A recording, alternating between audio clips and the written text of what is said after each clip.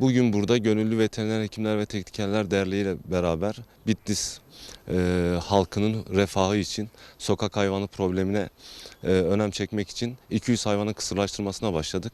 Bitlis halkının daha güvenli bir şekilde sokaklarda dolaşması için çalışmalarımızı sürdürmeye devam edeceğiz. Tabii kısırlaştırmayı neden yapıyoruz? Kısırlaştırılan hayvanlar kesinlikle daha az saldırgan hale geliyor. Üremelerini engellediğimiz için ilerleyen zamanda popülasyonu azalmasına katkı sunacak. Zamanla tabii Bitlis'in yeni modern yüzünü, tarihi yüzünü ortaya çıkartırken sokak hayvanlığı problemini de ortadan kaldırmış olacağız bu çalışmayla. Çalışmalar tabii ki devam edecek yıl içinde.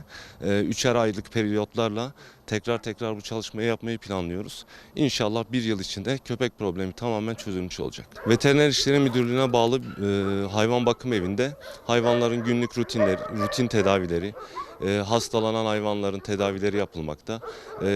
Düzenli olarak günlük kısırlaştırmalar yine devam etmekte. Halk sağlığını çok yakından ilgilendiren kuduz tehlikesi, yakın zamanda Bitlis'te de çıkan hayvanların aşılanması, özellikle hidriyatik kist tarafından parazit aşılarının yapılması çalışmalarında bulunuyoruz.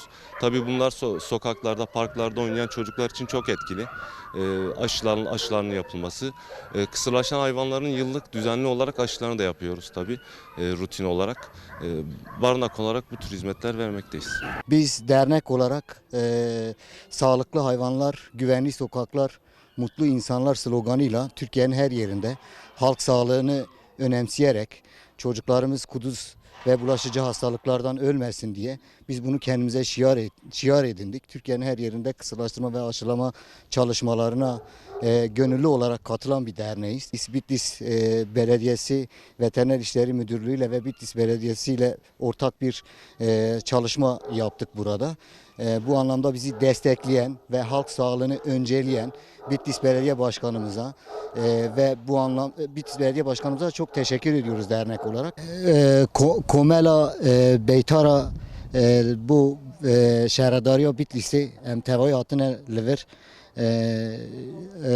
ajali Bitlis'e de hayvan henin em hatine vira wana kısırlaştırmıştıken aşitken wana sevak nexaşi nava gel da çene bit ji bo wî em hatine vira ameliyatan dikin em li Türkiye her derine vira gelî bilîsê rahat bin vê qoniyê da çünkü hayvanı vira tev aşî bin yê